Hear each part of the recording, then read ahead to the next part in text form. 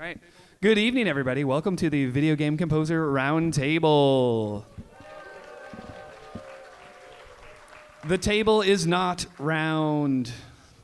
I'm going to give each of the composers a chance to introduce themselves so you can know a little bit about them. I'll go first. Hello. My name is Stephen O. Bent, and I am not a video game composer. I'm here to learn from these folks alongside you. I taught for 9 years at DigiPen Institute of Technology, teaching video game composers. I'm a sort of classical choral composer and conductor by training, and a video game music enthusiast by MAGFest participation. And I'm excited to learn from these accomplished folks up here. Who are you? I'm Brian Schmidt, and Stephen gave me a conducting lesson a couple of weeks ago, so I didn't make a total fool of myself tomorrow. Brian Schmidt, I started in game music in 1987.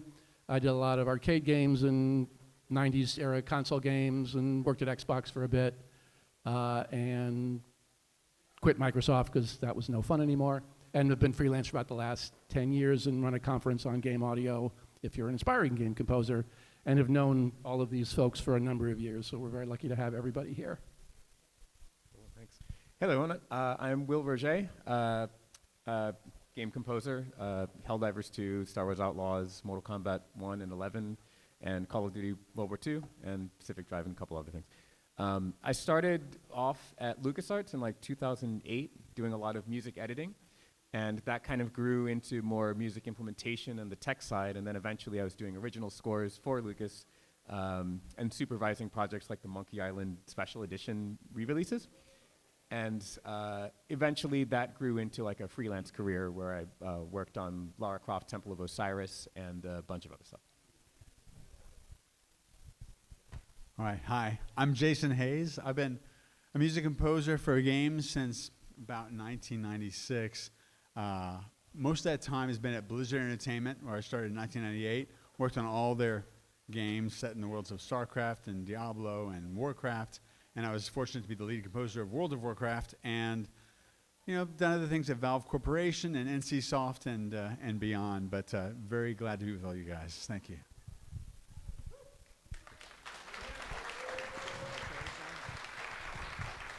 So we have no particular agenda tonight. We're here to kind of learn from these folks about what they know about their career and their game composing process. Just show of hands, how many folks are more interested in kind of learning about career path stuff? Maybe you're interested in the industry, getting involved. Okay. How many folks are like musicians, curious about sort of composition process? You can be in multiple categories. Curious about that. Folks more on the tech side, people interested in learning about that. All right, it's all the same people. Great. How many people are here because you thought it was something else? Great, perfect. Cool, well maybe an interesting place to start might be how you got your starts. What your first kind of lead into working in game audio, game music was. What was what your first gig looked like and how it went. And I'll give you a second to ponder that. Okay. Yeah. Yeah, I mean, I wasn't really playing video games until high school, actually.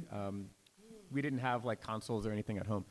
And it really was the game Final Fantasy VII that solidified like, this is what I want to do with music. Because I've been playing piano since like forever.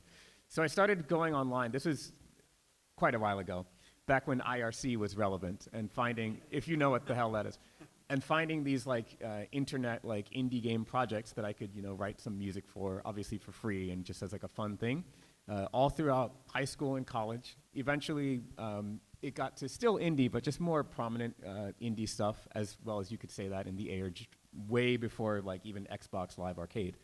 And eventually, I met up with more sound designers who were also trying to take their career very seriously. They encouraged me to go to what's called the Game Developers Conference. And I started going to that every year. I joined a group called the Game Audio Network Guild. And through that, I met more people in game audio, including these gentlemen here. And eventually, that led to my first sort of AAA gig, which was I worked as a music assistant and music editor at LucasArts, like I mentioned before. And that sort of is what taught me the industry, working in-house at a team on-site, liaising with engineers and the rest of the audio team and the designers and QA especially was extremely helpful in sort of teaching me the craft of just making a video game. So you were literally an employee of LucasArts. I was, yeah, exactly, in-house, yeah. Very cool. So I was writing jingles for radio ads, for little jingles to promote, companies and stuff. Hard road to hoe, difficult gig, but that's how I got my start. And eventually I was recommended to go to this place. It was like what you mentioned, but it was called the Computer Game Developers Conference, CGDC, before there was GDC. And so I went there, and I went with, they used to have this thing called CDs. People would listen to music on CDs. And I had a CD Walkman. I had my music burned to a CD, and I walked around the convention. Didn't know anyone, but I had a set of headphones and my music burned to CD. So I walked up to random people at that conference. I said, "Hi, my name is Jason Hayes. Would you be willing to listen to some music of mine?" And they're like, "Sure, kid." So put the headphones on them, and people were nice, they were accommodating and stuff. And one of the guys that I ran into at that, I didn't know who he was, but he was working at the Activision booth, and a guy named Bill Brown, very talented composer. I didn't know who he was at the time, but he's a terrific game and film, TV composer. And so I walked up to him like everyone else and said, "Were you willing to listen to some music?" He said, "Sure." So he put on the headphones and he said, "That's a lovely theme." And I said, "Well, it made my day." I said, "Well, thank you so much, So anyway, so I just went up to random people and stuff. Eventually I made my way to the job fair, and I met people at Blizzard Entertainment, and that started a long process, but eventually I got in touch with the one guy that worked at Blizzard in sound, and that was Glenn Stafford, and I introduced myself to him, and eventually interviewed, and I got hired as a second guy at Blizzard. So it was a terrific thing. So you were also an employee of the company. Oh, yes. Yeah. So I started in '87 as an employee of a game. 1987. Thank you very much, Stephen. 1987. Yeah. The year I was born? Are you kidding? No. What year were you born? 1987.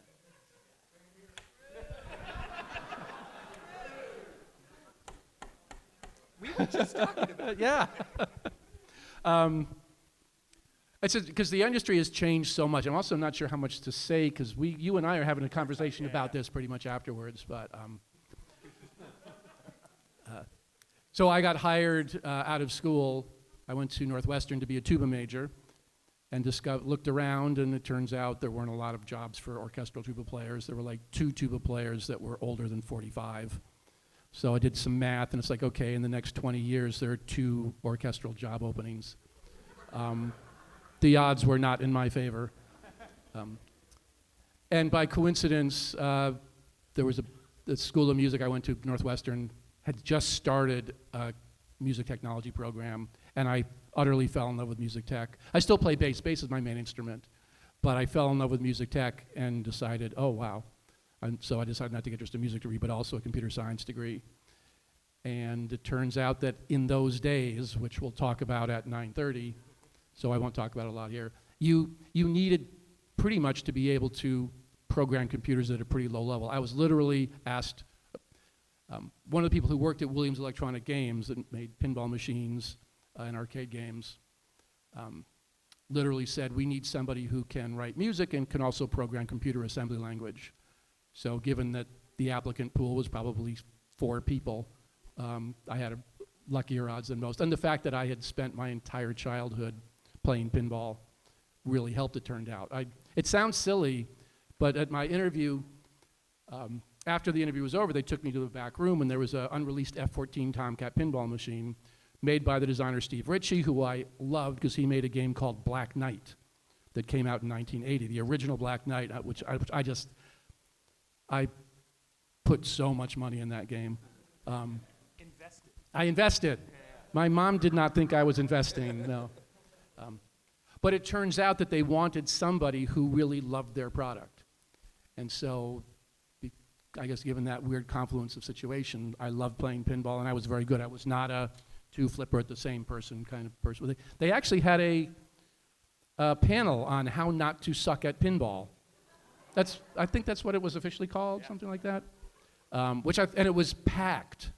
So So I think that I got hired as an in-house employee because I could do very technical stuff. And I'm curious, Will, you mentioned that you were doing some unusually technical stuff, and did that kind of get you into LucasArts, or was that how you found yourself doing it? Because you were a trained composer at, what's that school in the Northeast? Doesn't matter. Yale? Yeah, Yale? Sure. Yeah, I mean, I didn't really know too much at all about the tech side of game music when I first got there. And I hadn't really done music editing too much until I did like the application for it. And once I got there, I realized that this audio team was relying entirely on level designers and engineers to implement all the music. And it was taking forever, and it wouldn't be implemented correctly because this was like task number 13 of the day that they didn't really consider a very high priority. So I just figured, all right, well, that's clearly a problem. And so I took the nice thing about Lucas, which I think they still have, is they have enrichment classes on campus for free. So I took a class on, I think, Lua scripting or Python or something. And yeah, from then on, I just did it myself. And I sort of became the department's more technically minded content person who would kind of be in between the content, like sound designers and composers, obviously, and the engineers and everyone else on the dev team. And yeah, it kind of went from there. I mean, it was sort of by accident, but it helped. So do you think that introduction to that role you had, does that affect how you write music for games now? The funny thing is, it doesn't affect how I write, but once, like while I am writing, once I have the idea for a piece, and I know it's going to be like an interactive piece, I start to think about things like, all right, I'm making a decision as a composer, but maybe the computer could make this decision. Maybe I've chosen like, okay, let's have, I don't know, clarinets doubling horns or something like that for this melody. But what if we could abstract that and say, hey, actually, if you're at this point in gameplay, it can be trumpets and trombones or something like that. Those kinds of little micro decisions. Or maybe I have a new section of music, and perhaps it can go to something else instead of what I've written here. In the case of Star Wars Outlaws, for instance, the way the combat music works is there's 3 arrangements of the same action piece. It's like an action loop. And you start with the mid arrangement. You just write that as a piece of music. But while you're writing it, you're thinking about things like, what if the combat got even more intense than it is right now? How would you change the arrangement, the mix, the non-orchestral instruments?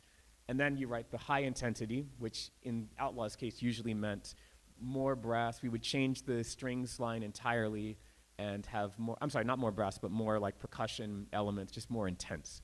And then the lower intensity would be like, all right, well, we took out the brass, we took out the woodwinds, same string line as the mid intensity, but more like stealthy in nature. And little decisions like that. And I think that it definitely helped to have that basis in interactive music from a tech level in terms of actually implementing it into the game once I'm actually writing the music. Cool.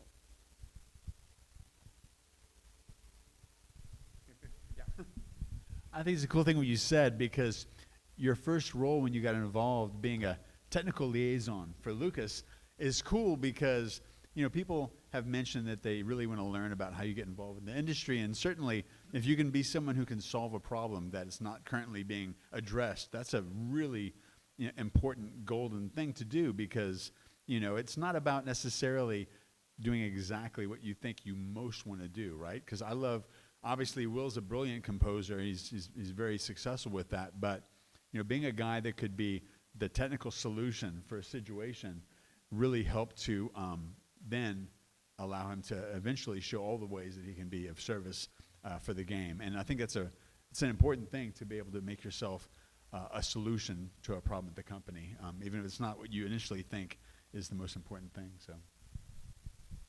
Yeah, just another little tidbit on that. So for Star Wars Outlaws, the way that we all demoed for it, they reached out to like 5 or 6 different composers, and they were like, hey, here's some video of the game, here's some gameplay footage, early, pre-alpha, and then here's a write-up on the main character. And we want you to write a theme for the main character and also score this footage as if it were in the game. And my first thing that I said was, all right, I know that they're probably reaching out to people who maybe have experience in like TV and film, and they might score this in like a linear, perfect fashion. But what I did instead was I said, all right, well, let me actually pretend like this is using real game parameters. I annotated it to say like, all right, well, this is the, we call it RTPC, real-time parameter control. So like the game states that are flipping on and off. So like maybe a guard sees you, so then you have like alert states, or maybe there's different intensities that I simulated. And I explained like, this is exactly how you would implement it if it were using the music in this way. And then I wrote it, I tried not to cheat too much, but I said like, all right, well, now they're doing this thing, and so I can explicitly bring in this layer or this new section of music that can transition on beat in order to underscore the scene, but in a way that actually felt like a real game score and not like a film score that's very fluidly going through this.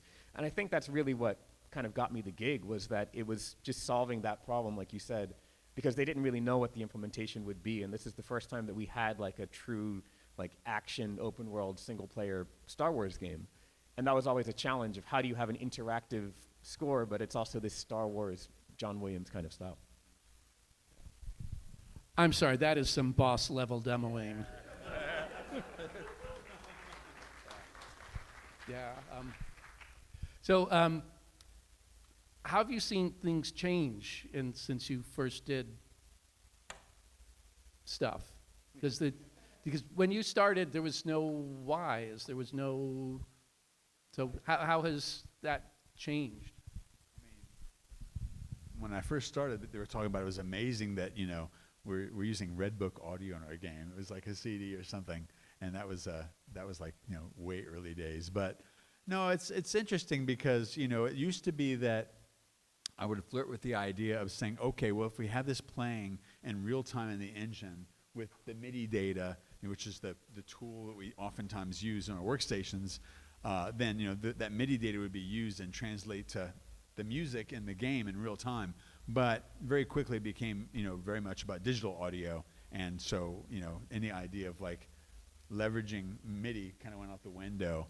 But yeah, no, it's interesting because certain games, it's like the experience of like, it's not exactly to what you're saying in terms of the whole industry, but I know my experience, for example, like on World of Warcraft, at first I was having to do music to paint music for the entire world, and it was just this massive amount of music that was needed, and it was just all kinds of different styles. And so I would do that, but then fast forward years later, World of Warcraft is still going on, and I was called in to do something for the game, and now suddenly I could do something surgical for a very specific use. Like there was are there any World of Warcraft players? Oh, cool. There's a non-player character in the game named Jaina Proudmoore, and she didn't have her own theme. And so, during the time that came up, it was during the expansion. If you're not familiar with WoW, it won't mean anything to you, but Mist of Pandaria. So during the patch cycle, there was an opportunity to write a theme for her, which is great, because instead of having a blanket put music during vast sections of the game, it's like, where can there be a surgical theme that we don't play on repeat constantly, but just in very specific ways for very specific quests. So that's cool. To write really specialized music for a very surgical use is nice. I mean, it's a fun challenge to try to write music that can be, going on for hours and years. That's its own challenge. But doing a surgical piece of music that could be used for a particular character or a particular situation, I thought was a neat evolution of working on that game. Yeah, actually, I have a follow-up that I've always been curious about with your music specifically. So you were working on World of Warcraft, and you specifically wrote music that could be listened to for thousands of hours on end. Was there anything compositional that you did to make sure that it wasn't, going to get so irritating after a while, but that people could sort of just live with this music for so long? Well, it was I lost a lot of sleep over the problem because I was really concerned, because it was like, I'm going to work on this music, and if it turns out to be a very kind of atmospheric, textural piece of music, it can definitely be something you could listen to for hours and never get tired of it. But it could also be something that you would never be moved by emotionally. It wouldn't do anything for you. On the other hand, if you write a really, big thematic piece, you could maybe listen to it 2 times, then you start thinking about throwing your speakers out the window. So what I did, and it's, the way I approached it was I wrote 6 or 7 world themes that represented different emotional things I thought were important to Warcraft. So there was like the idea of being on a high adventure and having this desire to be, noble and accomplish these dreams. That was one. And then, there were other themes, like, for example, maybe something kind of scary, and it feels like a little bit, unnerving. And so I wrote these 5 or 6 themes, and then I didn't actually use any of them in the game exactly as they were written.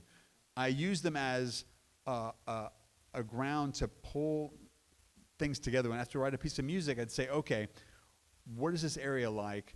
Oh, we want to put a little hint of the gesture of that kind of heroic theme. And so I would use these snippets of melody that would hint at these larger pieces. And I didn't know where we'd use the larger pieces, or if at all, but it made a continuity so that I could make this music that would feel like, okay, it's hinting at different emotional things in a way that hopefully would be something you'd want to have in there and not want to throw your speakers out the window, because hopefully it becomes something that is inseparable from the game, like the lighting effects or the fog, and you really wouldn't want to be without it, was the hope anyway. And it worked out okay. I got a question. I have a question for the 3 of you, because, and then I think we might maybe throw and see if they have questions. Yeah. Do you have questions? Great. Okay. Great. Yeah. Lots of. I want to know more. So you were talking about the themes that you composed, and when I'm a composer, that's often how I'm working. Is I'm starting from a theme and then sort of expanding out of there. And I've also had that experience of like the thing I started with, the initial nugget of creativity, that little spark that got me going through a whole piece, ended up not in the final piece. And and sometimes, I know this is common in like the musical theater world, that people will write a song, it doesn't work out for that musical, they throw it away into a bucket and pull it out for a different show later. And I'm curious if you've had that experience of writing something that you then sort of recycled, sounds unkind, but that you pulled out later for another project. Oh, yeah, constantly. I mean, so I did an anime called Gundam Requiem for Vengeance, and I would say maybe 50% of the music in that is just stuff from my sketchbook that I just thought, and then conversely, there was a piece that I wrote, not really for that, but just like an idea piece where I was like, hey, here's a cool chord progression that might work for that, and I didn't end up using it there. But it ended up being ND5's theme from Star Wars Outlaws, the big like robot trenchcoat companion, because it had this sort of like film noir kind of vibe to it. And yeah, I mean, I have actually I can show you. I have like a sketchbook that I just add to constantly, years on years. I mean, this thing is like falling apart. It's literally a sketchbook, yeah. And it's got, Helldivers is in here actually, and a bunch of Mortal Kombat crap, but like, yeah. This and like, then I have another sketchbook that I keep at my desk that's more like a proper, score thing. Waterproof Post-it notes in the shower as well. Waterproof Post-it notes. And you would not believe, in the pocket when I go outside, yeah. In the rare instances where I go outside, yeah. How do we want to do the audience questions? Like, maybe you can shout it out and we'll hear you, and then we'll just repeat the question. And, yeah.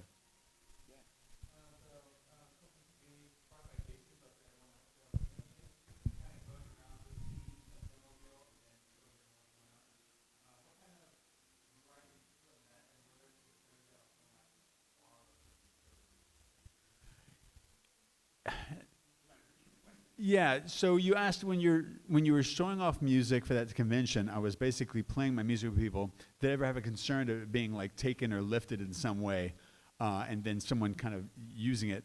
I've never been that precious about music. I feel like if someone takes something and they're inspired and they like steal it, it's not going to take really anything away from me. Basically, I can always write something else, and I don't get too.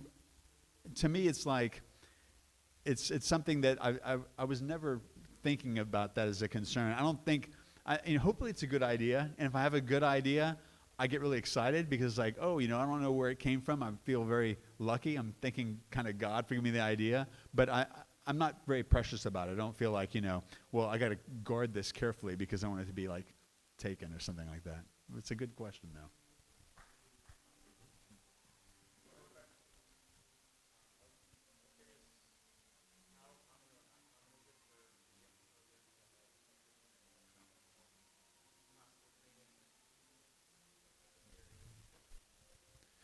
So he's asked, how common is it for orchestral composers to actually have some formal training in that regard? And I think it's very common, because if you're going to write for orchestra, it's very difficult to, the thing is, it's hard to make it sound.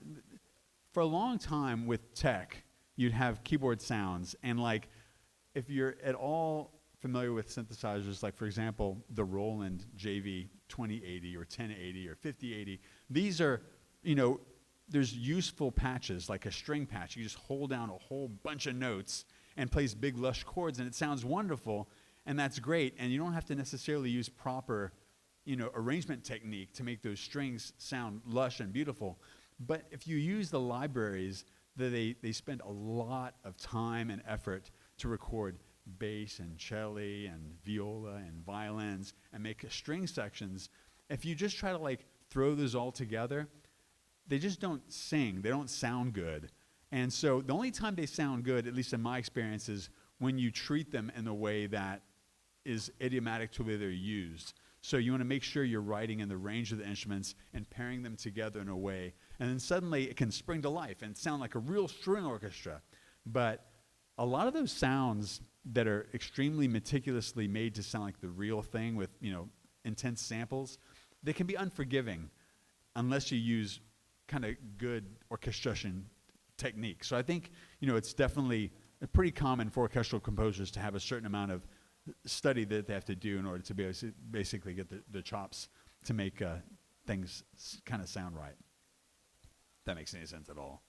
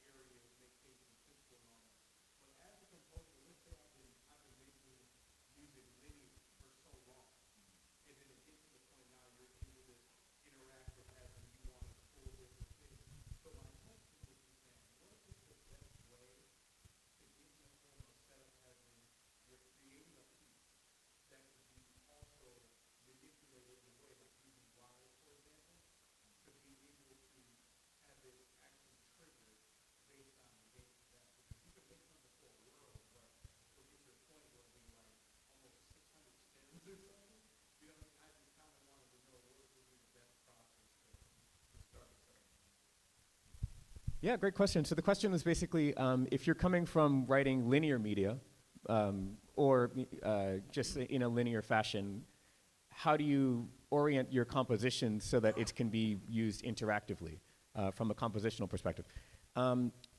So back in the PS3 era, a lot of film and TV composers were starting to write their first video game soundtracks, right? And what a lot of game companies did was two things. First, they would send them footage, and they would say, all right, you've never scored a game before, but check this out. Take this, 90-second clip, write a piece of action music for that 90-second clip, follow the beats however you want, and then we'll take that and we'll find a way to make it work. And what that let them do was, ideally, it would be a 90-second clip that didn't have any major changes. And so that kind of forced these linear composers to stay within an intensity level that was appropriate. And then the second half of that was the in-house music teams, which since then have grown and grown, full of music editors and music implementers and music supervisors. They would take this music. It would be delivered in stems, like you mentioned, so maybe they would have like high and low strings on separate wave files from high and low brass and woodwinds and percussion and whatnot. And then they would rearrange it however was needed for the game. So maybe you've written this dense piece of intense action music, but there's a less intense scene that they want to also use the same theme for. Or perhaps they want to use it interactively so that it can change the mix and the arrangement in real time. Well, now they can do that just by manipulating the stems. And that's kind of the thing that defines game music or interactive music, right? Music is an inherently linear phenomenon, right? Sound waves literally cannot exist at instance. They're in time. You need time to play out. I can't do a gesture unless I want to demonstrate then the back again.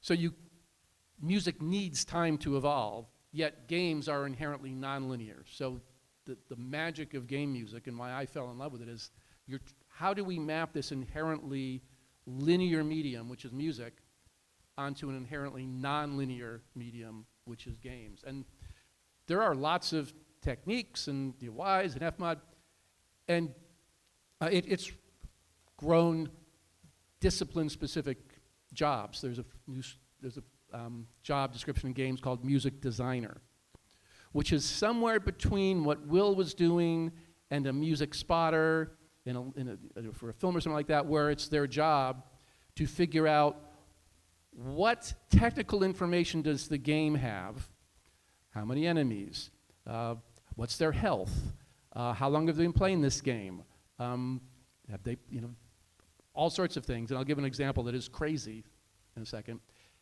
And use those parameters to figure out how the music should evolve and be orchestrated, right? The goal is to give an experience for the player as if the composer knew exactly what route you were going to take through the game, exactly how long are you going to be fighting this guy, exactly when you're going to be jumping out of the helicopter, and you score it exactly perfectly for exactly that scenario. That's kind of our holy grail. But we can't do that because we don't have a time machine. Be kind of cool, but we don't. So we try and figure out these ways of having the music adapt on the fly. When we were doing MIDI music or chip tunes, it actually was a lot easier. Because in chip tunes, you're actually not playing, you don't know you're going to play that D sharp until it's time to play that D sharp. So if something changes in the game where the D sharp should become a D natural, because it got sad and so it's minor now, you can make that decision right up until the instant that note plays. You can't do that when you're doing pre-recorded stuff. And I'll give you a crazy example, and this is from Avatar: Frontiers of Pandora. There is, the artwork. They really want to do homage to the vibe of Avatar, which is beauty, and so on. And so, beautiful score by Pinar Toprak, and the music designers worked with her, and she wrote some music that is only to be played when you view a vista. And you can, suppose you're watching a movie and there's stuff happening, and then, the main character is on top of a hill and sees the sunrise, and is just kind of inspired by the beauty of it. And that's kind of what they were looking for. When the player has these, they call them the vista moments, where the player is just going to sit there and experience the beautiful artwork that they paid all this money for. And they were like, well, we don't know what time the player is going to be up on that hill experiencing that vista. So I think they actually did, a daytime and a nighttime, and there's a couple different kinds of weather. So just this one little piece of vista music, first of all, has 4 variations. So we use variations, question before about how do we deal with the fact that somebody's going to listen to World of Warcraft 1,000 times. So they have variations. But then the real trick was, how does the game decide that it's time to play this vista music? And the algorithm they used would blow your mind. They have all these game variables, one of which was, are there no bad guys within a half mile? Because they didn't want right, this is truly a moment where you're appreciating the art. You're not fighting bad guys. So if there was a bad guy within a half mile, this music wouldn't play. Everything else could be met, but the music won't play if there's a bad guy within a half mile. If there's anything that has been destroyed in the visuals, you won't play this music. You have to be above a certain elevation. So how far off, video game sea level are you? They wanted to make sure that you weren't blocked by something. And so the algorithm literally are more than 40% of the pixels on the screen within a certain distance of the character they said, oh, that's like a tree blocking the vista. Don't play the vista music. If 40% of the pixels on the entire computer screen are within 10 feet or whatever it was of the player, don't play the vista music. You can't, if you are standing still, it'll play. If you start walking, it'll start to fade out. If you stop again, it'll give you a chance to fade back in, but if you do it twice, it won't. If you start running, it will never play it again. It's an insane amount of logic. You can actually, there's a YouTube video, or a video that somebody talked about the music design for just this one thing. So it's this insane number of game parameters. What things does the game know? Which is a proxy for what would a good linear film composer instinctively use as the algorithm to figure this out. So, and that's just for this one 30-second piece of music in Frontiers of Pandora. Sorry, I took too long on that one. No, you're good. I'm gonna steal the mic though. Hey, Riley. Yeah, let's thank Brian for that answer. Are we gonna keep going that time a little bit? I'm looking at a 9:20. Great. So that you for free, you can clear, Brian can stay, and then everybody who's not staying stay for Brian, but also, have fun. So that everybody who's not staying for Brian can clear, we can get to these people a little better. You're good to go somewhere. Perfect. Thank you, Riley. Great. We got started late. We're going to go a little late. If you got other things to do, we understand. At 9:30, Brian is going to be given a talk interview. We're talking about 16-bit era and specifically to that, and none of this interactive stuff that we get to do today. So don't ask questions about that now. Stay here for 9:30. Ask about 16-bit era. But what do you want to know about now? Yes.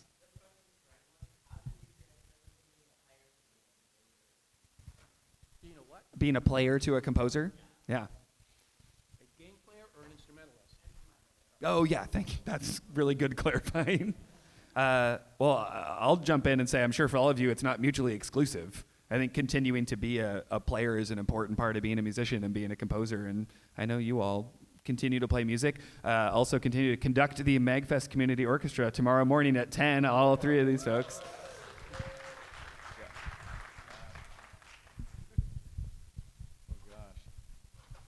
Well, I studied piano and composition, and basically where I studied piano, they had brilliant pianists. I mean, we're talking about players that have spent all their lives playing, and I have not done that, and so I felt like a very shoddy piano player, so I was glad to focus on composition. So I still play music. I play piano decently. I work out ideas on the piano, but I'm not a brilliant piano player or keyboardist. But yeah, I have a band, and we play video game music. Actually, I have a great time doing it. It's great to get out of the cave and being, in the lone solitude of being a composer. It's like you spend a lot of time alone. So I love playing in that way. But yeah, for me, it's always been an easy choice because, I love writing music. I'm only just like a decent player. Yeah, it's a funny story. I also started off piano like super early, and what I started doing almost immediately was I would be assigned like, hey, learn this piece of, I don't know, whoever, Czerny, Chopin, whatever. And instead of actually practicing the piece that was given, I would improvise something that sounded like it, but like use the technique and whatever, and I would just come up with that. And it was much easier than whatever the actual piece was. And eventually I started just freely improvising more and more and practicing less and less, and I kind of gave up the piano in high school and then just kind of focused more on the composition from there. Yeah, kind of similar, where I just started reharmonizing Beethoven and stuff like that, and all of a sudden you discover, wow, creating notes from scratch. But I still love to play. I still play bass. My dad was a music teacher, and he didn't mean this in a mean way, but he's at one point he said, yeah, you should always be wary of a musician that doesn't musish. Yeah, I'll say, I think one practical thing you can do is if you're playing in a large ensemble, an orchestra or a jazz band or chamber music, when you're not playing, count your rests. It's important to count your rests, but listen to what else is happening. I think listening is really sort of one of the most fundamental skills that you can have as a musician or a composer, and just being aware of how what you're doing fits in with everybody else, which is sort of on a meta level the same thing as being a composer working on a larger creative project. Yeah, learning from the musicians around you. I had the stupid luck to play in a wedding band for 5 years with this amazing, amazing drummer. His name's Todd Zuckerman. He's been the drummer for Styx for the last 28 years and has been on the cover of Modern Drummer magazine 5 times.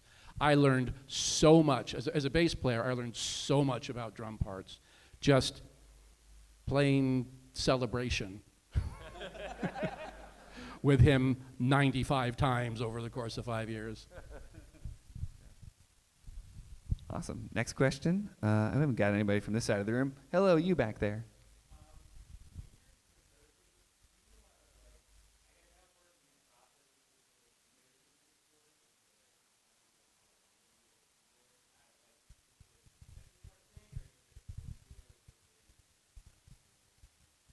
Yeah, the question is about compositional process, and are you starting from a place of notation, or are you starting from a place from keyboard input? Which way are you starting, or somewhere in between?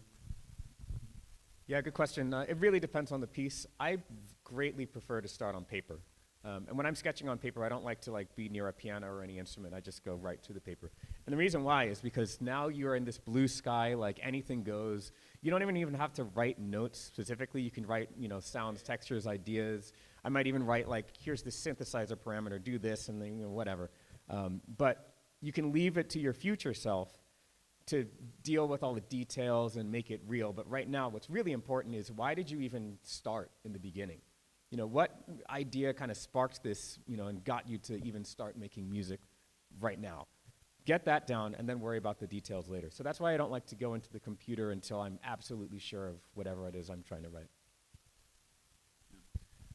You remind me of something, because a lot of times when I'm writing music, especially if it's with the melodic writing, a lot of times I don't like to be around the gear or even the piano. I mean, I just basically take a walk by myself and I sing ideas into a recorder. And now it's my iPhone on the voice memos feature. I sing ideas, and I do that because to me it's a really natural way to think through the idea and not get seduced by certain things that I think are kind of clever or interesting. Like, for example, if I have an idea of a really interesting harmony I would like to use, if I'm on a piano and working out the idea, I might be wanting to use that harmonic idea. I want to get it in there.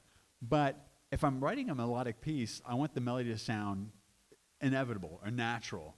And so, I've had the experience of basically working at a piano, and I'll think of an idea, and I'll have a confusion. Do I go to this way or that way? I have an A or B. The note could be moving down a half step, or it could be moving down a whole step. And it's they seems equally plausible, and I'll be stuck. And then if I walk away from it, I just think about the idea to myself without using the piano. It's one of those ways just suddenly becomes obvious, oh, that's the way it should be. It just sounds natural. And I realized that what it was is I was becoming interested in trying to make that cool harmonic idea work, and maybe that A version with the half-step note change, that picked up the clever harmony idea, which I love clever harmony. I mean, I think it's just beautiful and rich and wonderful, but it was taking away from the natural progression of where that melody felt natural. And so I definitely find it super useful to get away from all the stuff and just, sing in the recorder. I don't have a good voice, so no one gets to hear these recordings except for me, not even my wife. But for me, as a reminder of what I was thinking, it's super useful.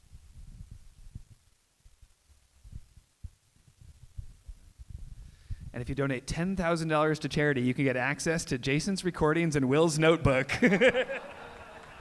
I'm just announcing this now. All right. Back corner over there.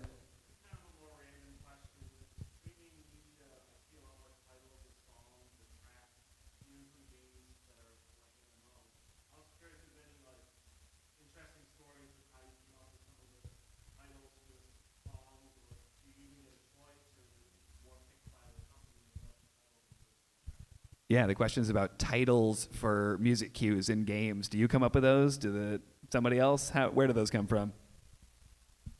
So, actually, you know what? Let's talk afterward. I won't tell that story. Sorry.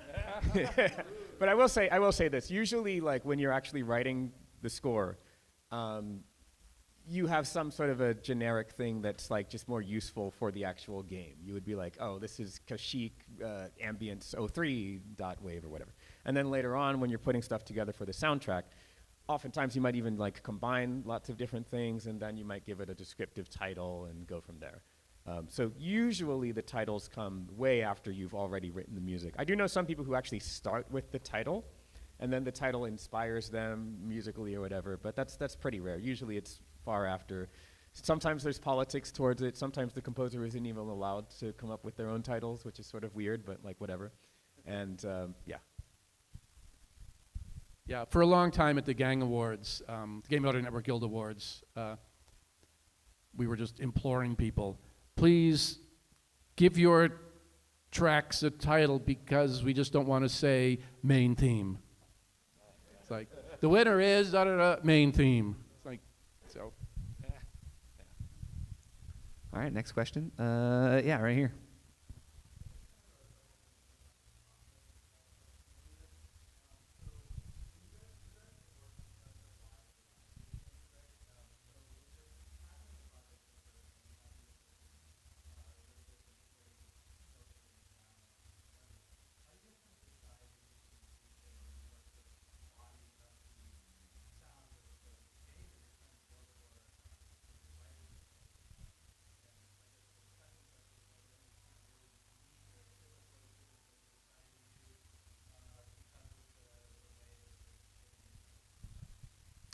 Yeah, the question was, how do you determine the sound world, the instrumentation for the game you're working on, and have you dealt with any particular unusual instruments that define that sound?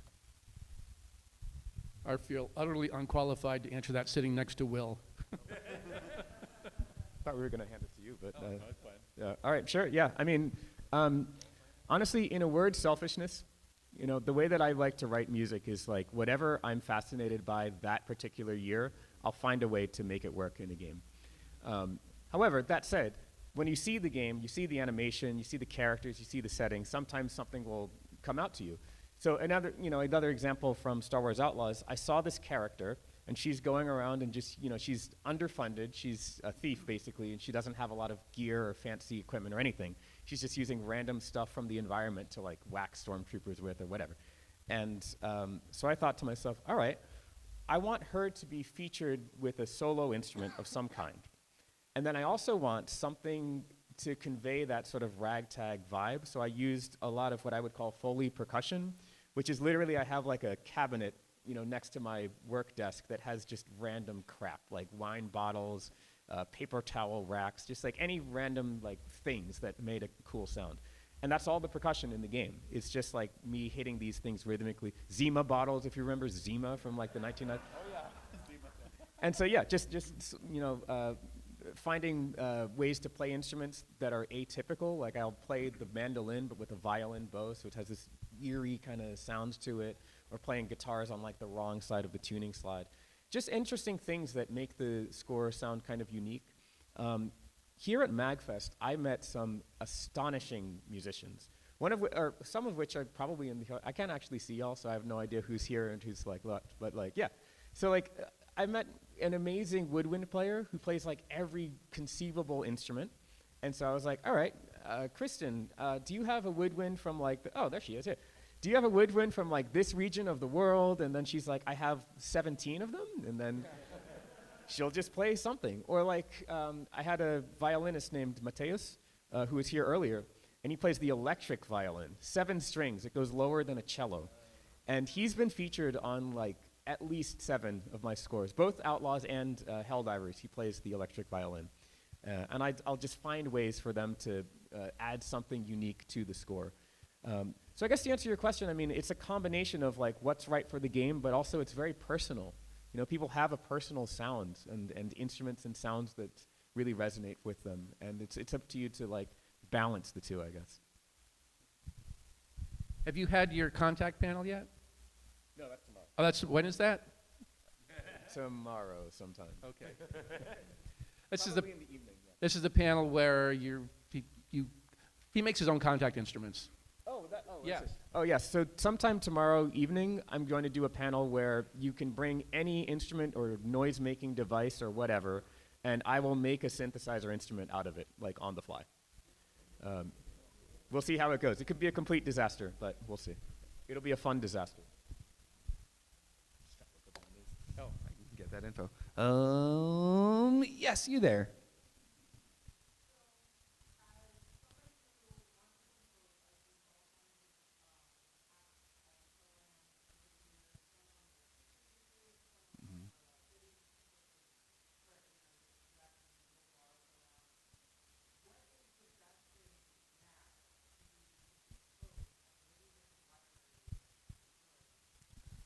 Yeah, the question was about software for composing. What's the current best way, and what kind of libraries are you using? My short answer is the best one is the one that works best for you. I know that's a fishy answer. I'm kind of like, I prefer to write stuff out on manuscript because I'm not that great a keyboard player. And so I write much better when I do manuscript than if I try to do it. And I've done both, but I write better stuff when I do it. So whatever makes you feel the most productive, I think is probably that would be my response. Like which DAW do you use? I'm Cubase and I'm Reaper. I do Reaper for sound design and sound to picture, and I use Cubase for music. But that's just me. I know people who would love Logic and would tell me how crappy Cubase is, or who think everything should be Pro Tools, or no, bring back trackers, or whatever it is. Yeah, I'm fully Reaper for everything, and I know I'm not allowed to say this, but like whatever, fuck it. I think you should get the full version of Native Instruments Contact, definitely, because even though it's quite pricey, but as a first purchase, I think it's so useful. There's so much free content out there where if you have the full version of this, you get it for free. It's even a revenue source. I mean, I wouldn't be here if I hadn't started making synthesizer instruments, way back in 2006. There's a company called Impact Soundworks, you may have heard. Yeah, I founded it. And like I just had some time between gigs, and then I founded this company. This is way 2006 or 2007. But Native Instruments Contact allowed me to make these indie sound libraries and just put them out into the world. And yeah, so I strongly advise that. But beyond that, I mean, anything you find, just listen to some demos, try out, whatever you want. Any DAW. I'm curious which DAW you use. When it comes to software, the big ones are really very capable. So I've used a lot of them. So in my example, I've spent a lot of time in Digital Performer and Logic Pro and Cubase/Nuendo and others. And the thing is, my tale of woe is that I'm not really particularly great at using any of them. But when I saw Joseph Trapanese, who's a really talented composer, I saw him give a demonstration one time, and he was working with his DAW. At the time, it was maybe it was Logic at the time, whatever it was. He was so fluid with this when he was demonstrating it. I could tell when he gets an idea, like he doesn't have to think through the way I do this in the software. It's very quick. I'm not that way at all. Like I have to sit there and figure out, and it slows me down, and it makes it to where I get an idea, and I can't instantly make it happen.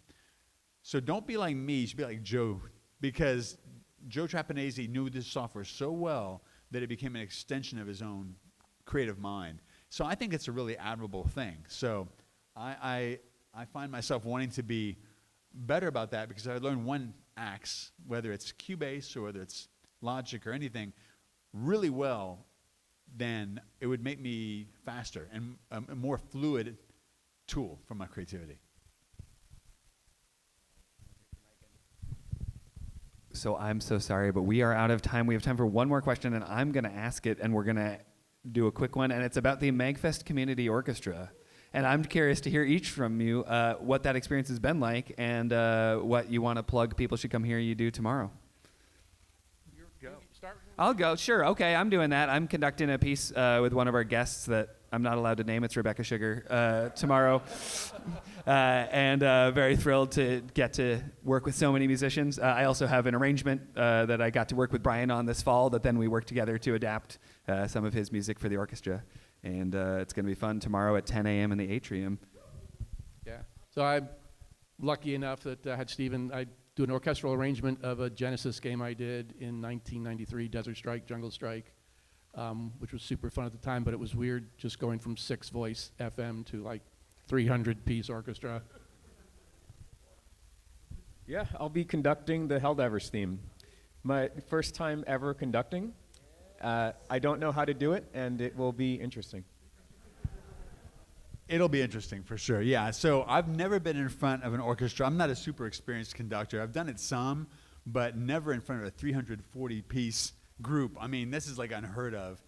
No, it's insane. And so yeah, you've got basically a bunch of very passionate people that are all coming together to play this music.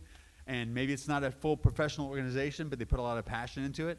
And I'm an amateur conductor, but I got a lot of passion too, so it'll be an interesting experience. So yeah, come out and see us tomorrow at 10.